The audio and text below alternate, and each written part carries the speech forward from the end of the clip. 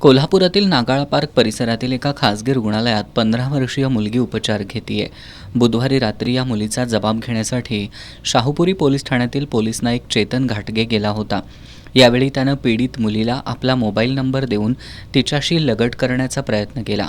पीडित मुलीनं घडलेला प्रकार नातेवाईकांना सांगितला. त्यानंतर नातेवाईकांनी दिलेल्या फिर्यादीवरून घाटगे याच्या विरोधात गुरुवारी रात्री उशिरा शाहूपुरी पोलीस ठाण्यात पोक्सो अंतर्गत गुन्हा दाखल करण्यात आलाय.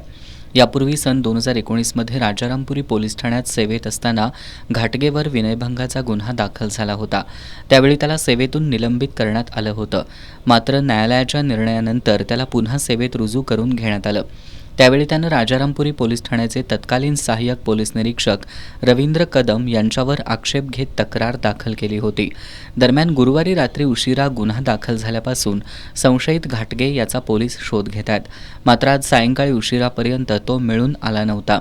शाहूपुरीचे पोलीस निरीक्षक संतोष डोके या प्रकरणी अधिक तपास करतायत.